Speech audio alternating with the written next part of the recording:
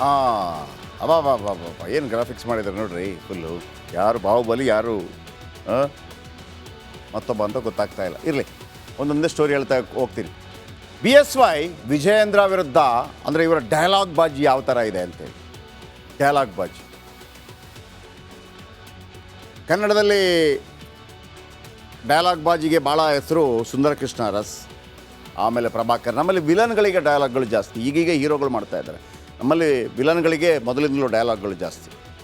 ಹಿಂದಿಯಲ್ಲಿ ಭಾಳ ಫೇಮಸ್ ರಾಜ್ಕುಮಾರ್ ಅಂತಿದ್ರು, ಕನ್ನಡ ರಾಜ್ಕುಮಾರ್ ಅವರಲ್ಲ, ಹಿಂದಿಯಲ್ಲಿ ರಾಜ್ಕುಮಾರ್ ಅಂತಿದ್ರು, ಅವರ ಡೈಲಾಗ್ ಭಾಳ ಫೇಮಸ್. ಆಮೇಲೆ ಶತ್ರುಘ್ನ ಸಿನ್ಹಾ ಡೈಲಾಗ್ಗಳು ಭಾಳ ಫೇಮಸ್, ಅಮಿತಾಬ್ ಬಚ್ಚನ್ ಡೈಲಾಗ್ಗಳು ಫೇಮಸ್. ಇವತ್ತು ಡೈಲಾಗ್ ನಿಮಗೆ ಹೇಳ್ತಾ ಹೋಗ್ತೀನಿ ಯಾರು ಯಾವ್ಯಾವ ಡೈಲಾಗ್ ಹೊಡೆದ್ರು ಅಂತೇಳಿ. BSY ವಿಜಯೇಂದ್ರ ವಿರುದ್ಧ ವಾಚಾಮಗೋಚರ ಬೈಗುಳ. ಹಾಗೆ ಬಂದಂಗೆ ಅಪ್ಪ ಮಕ್ಕಳು. ಆದರೂ ಯತ್ನಾಳ್ ವಿರುದ್ಧ ಯಾರೂ ಕ್ರಮ ಕೈಗೊಳ್ತಿಲ್ಲ ಅಂತ ಹೇಳಿದಾಗ ಯಾರೋ ಸೆಂಟ್ರಲಿಂದ ಸಪೋರ್ಟ್ ಮಾಡ್ತಾ ಇದ್ದಾರೆ ಅನ್ನುವಂಥ ಡೌಟ್ ಬಂದಿತ್ತು. ಯಾಕೆ ಅಂತಂದರೆ ಆ ಸಂದರ್ಭದಲ್ಲಿ ಯತ್ನಾಳ್ ಅವರ ವಿರುದ್ಧ ರೇಣುಕಾಚಾರ್ಯ ಅವರ ಒಂದು ಹೇಳಿಕೆಯನ್ನು ಕೊಟ್ಟಾಗ ರೇಣುಕಾಚಾರ್ಯ ಅವರಿಗೆ ನೋಟಿಸ್ ಬಂತು, ಯತ್ನಾಳ್ ಅವರಿಗೆ ಬರಲಿಲ್ಲ.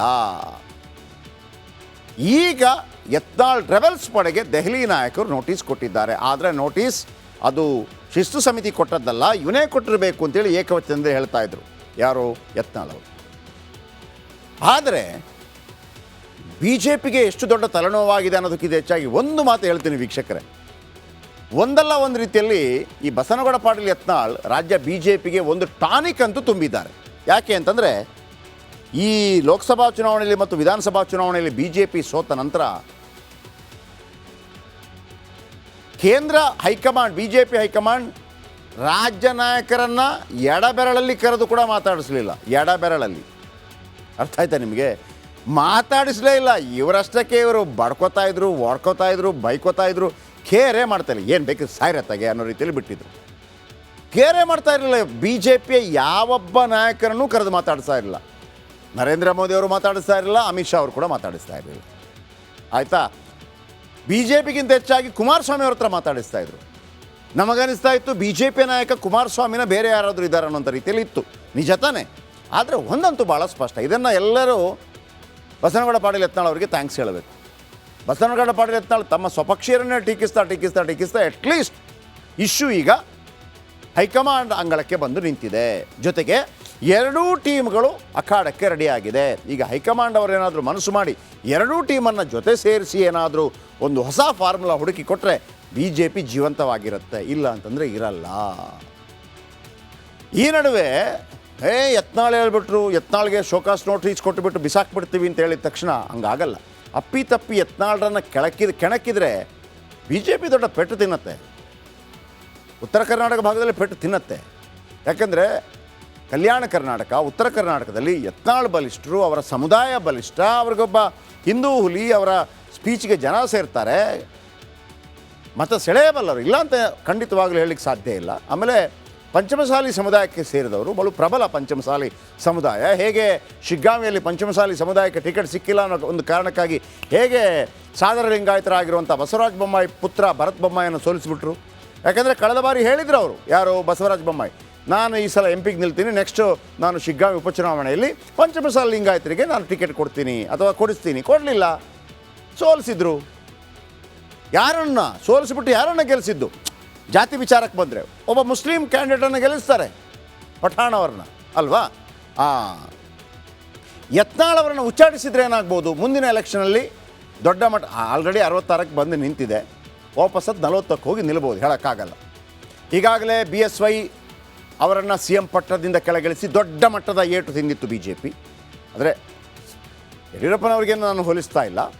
ಯಡಿಯೂರಪ್ಪನವರನ್ನು ಕೆಳಗಿಳಿಸಿ BJPಗೆ ಹೆಂಗಿತ್ತು ಅಂತಂದರೆ ಹೊಸವರನ್ನು ತರೋದು, ನಾವೇನೋ ಒಂದು ಪ್ಲ್ಯಾನ್ ಮಾಡ್ತೀವಿ. ಈಗ ನಾಳೆ ಮಹಾರಾಷ್ಟ್ರದಲ್ಲಿ ಫಡ್ನವೀಸ್ ಬದಲಾಗಿ ಬೇರೆಯವ್ರನ್ನ ತರ್ಬೋದು. ಅಲ್ಲಿ ಕೆಮ್ಮವ್ರು ಯಾರೂ ಇಲ್ಲ, ಪಯ್ಯಾನಲ್ಲ BJP ಹೈಕಮಾಂಡ್ ಮುಂದೆ ಯಾರು ಹೇಳೋದಿಲ್ಲ. ಶಿವರಾಜ್ ಸಿಂಗ್ ಚೌಹಾಣ್ ಅವರನ್ನ ರಾಷ್ಟ್ರ ಮಟ್ಟದಲ್ಲಿ ಮಂತ್ರಿ ಮಾಡಿರ್ಬೋದು. ಕೆಲವರಿಗೆ ಮುಖ್ಯಮಂತ್ರಿ ಆಗುವಂಥ ಜೋಶ್ ಇದೆಯಲ್ಲ, ಕೇಂದ್ರ ಮಂತ್ರಿ ಈಗ ನೀವು ಬೇಕಿದ್ರೆ ಕುಮಾರಸ್ವಾಮಿ ಅವರನ್ನ ಕರೆದು ಕೇಳಿರಪ್ಪ, ಹೆಂಗೆ ಕುಮಾರಸ್ವಾಮಿ ಅವರೇ ಮುಖ್ಯಮಂತ್ರಿ ಓಕೆನಾ, ಕೇಂದ್ರ ಮಂತ್ರಿ ಓಕೆನಾ ಅಂತೇಳಿ. ಅವ್ರಿಗೆ ಮುಖ್ಯಮಂತ್ರಿನೇ ಓಕೆ ಅಂತ ಹೇಳ್ತಾರೆ. ಯಡಿಯೂರಪ್ಪನವ್ರನ್ನ ಕರೆದು ಕೇಳಿ, ಸಿದ್ದರಾಮಯ್ಯನವ್ರನ್ನ ಕರೆದು ಕೇಳಿ, DK ಶಿವಕುಮಾರ್ ಅವ್ರನ್ನ ಕರೆದು ಕೇಳಿ. ಆಮೇಲೆ ಇಲ್ಲಿ ನಮಗೆ ಮುಖ್ಯಮಂತ್ರಿ ಎಲ್ಲ ಆಗೋಕ್ಕಾಗಲ್ಲ ಅಂತ ಹೇಳಿದವ್ರಿಗೆಲ್ಲ ಓಕೆ, ನಾನು ಅದನ್ನು ಹೇಳಿದ್ದು. ಹಾಗಾಗಿ ಯಡಿಯೂರಪ್ಪನವರನ್ನು ಕೆಳಗಿಳಿಸಿ ದೊಡ್ಡ ಪೆಟ್ಟು ತಿಂತೋದು. ಉದಾಹರಣೆ ಸಮೇತ ಕೊಡಬಲ್ಲೆ ನಾನು. ಈ ಬಾರಿ ಕಾಂಗ್ರೆಸ್ನಲ್ಲಿ 36 ಲಿಂಗಾಯತ ಎಮ್ ಎಲ್ ಎಗಳಿದ್ದಾರೆ. 36 Lingayat M L A ticket ಕೊಟ್ಟಿದ್ದವರು ಒಂದು 40-45 ಜನರಿಗೆ ಟಿಕೆಟ್, 47 ಜನರಿಗೆ ಟಿಕೆಟ್ ಕೊಟ್ಟಿದ್ರು. 36 ಜನ ಗೆದ್ದು ಬಂದರು ಕಾಂಗ್ರೆಸ್ನಲ್ಲಿ. ಅಂಥದ್ದೇ ಬಿ ಜೆ ಪಿ ಕಳೆದ ಬಾರಿ ಅಂದರೆ ಯಡಿಯೂರಪ್ಪನವ್ರನ್ನ ಕೆಳಗಿಳಿಸಿದ ನಂತರ ಒಂದು 50-55 ಜನರಿಗೆ ಟಿಕೆಟ್ ಕೊಟ್ಟಿತ್ತು ಲಿಂಗಾಯತರಿಗೆ, ಗೆದ್ದು ಬಂದಿದ್ದು 17 ಜನ. ಮತ್ತು ಯಾವ ಲಿಂಗಾಯತರ ಪಾರ್ಟಿ ಅಂತ ಹೇಳ್ತೀರಿ ಬಿ ಜೆ ಪಿಯನ್ನು? 2018ಕ್ಕೆ ಬನ್ನಿ. 2018ಕ್ಕೆ ಯಡಿಯೂರಪ್ಪನವರು ಬಿ ಜೆ ಪಿಯಲ್ಲಿ ಅಂದರೆ ಅಧ್ಯಕ್ಷರಾಗಿ ಎಲೆಕ್ಷನ್ಗೆ ಹೋದಾಗ 104 ಬಂದಿತ್ತಲ್ಲ, ಆಗ ಬಿ ಜೆ ಪಿಯಲ್ಲಿ 36 ಲಿಂಗಾಯತ ಎಮ್ ಎಲ್ ಎಗಳಿದ್ದರು, ಕಾಂಗ್ರೆಸ್ನಲ್ಲಿ 15 ಇದ್ದದ್ದು. ಅರ್ಥ ಆಗಿರ್ಬೇಕು ನಿಮಗೆ ಯಾಕೆ ವಿಜೇಂದ್ರನವರಿಗೆ ಪಟ್ಟ ಕಟ್ಟಿದ್ರು. ಆ ಕಾರಣಕ್ಕಾಗಿ ಇವರು ಕೂಡ ಅದೇ ಲಿಂಗಾಯತರು. ಈಗೇನು ಮಾಡುತ್ತೆ ಹೈಕಮಾಂಡ್? ಯತ್ನಾಳ್ ಮತ್ತು ವಿಜೇಂದ್ರ ಅವರನ್ನು ಪರಸ್ಪರ ಮುಖಾಮುಖಿ ಕೂರಿಸಿ ಮಾತಾಡತ್ತಾ? ಇವರು ಕೂತ್ಕೋತಾರ? ಗೊತ್ತಿಲ್ಲ. ಯಾರ ಕೈ ಮೇಲಾಗದಂತೆ ನಾಜೂಕಾಗಿ ಪರಿಸ್ಥಿತಿ ನಿಭಾಯಿಸಬೇಕಾಗಿದೆ.